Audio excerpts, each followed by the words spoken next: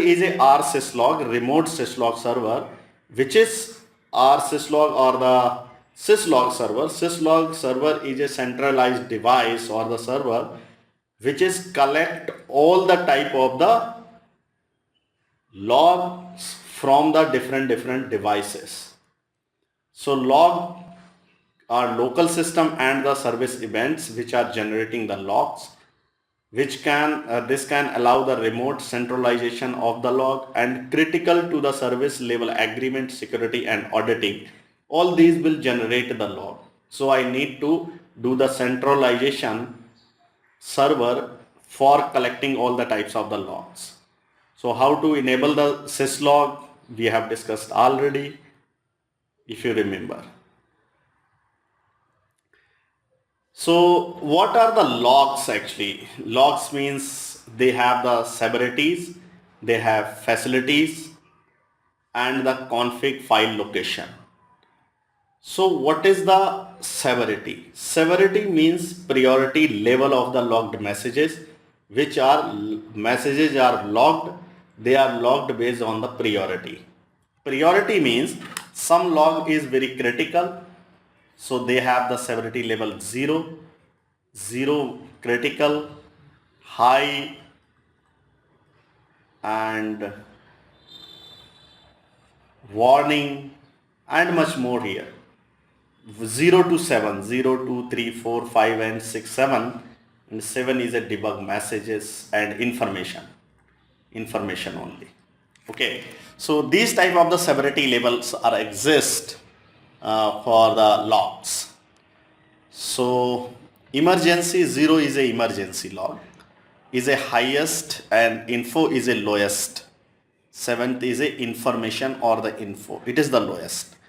So all these are severity you will find out on the Google. You can search about the severity, then you will find and also you will get the information.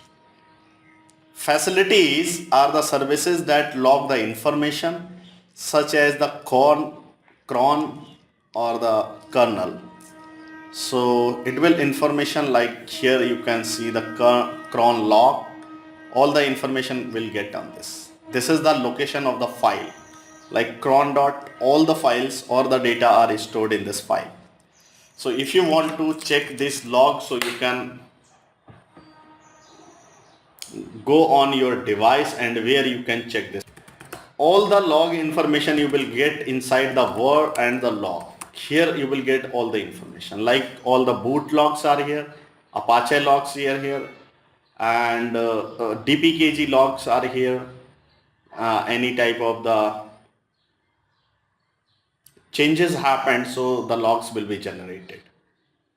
Okay, so similar, if you want to configure the logs, you can configure the log server as well.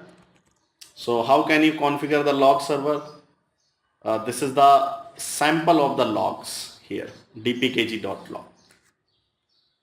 So here you will get the status, half configured Linux image, this and this is this. Install any application, any file, there is a get the log files.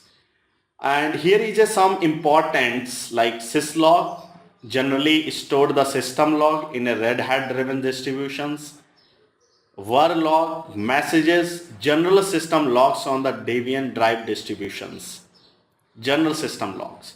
So general system logs on the Red Hat distributions will be stored here, and var log messages, the general system logs are stored on this location. Authentication log in a Red Hat based will be stored in a var log and secure. In a Debian based, they will be stored in a var log authentication.log. Okay, and yum log will be here, and installation log on the Debian based will be stored in a deb, var log and dpkg.log. Okay, HTTP is a directory which is actually having the web server configuration and their log information. Here you can see the Apache file is here and the dpkg log is here. If you want to check the dpkg log, you can use the tail command and then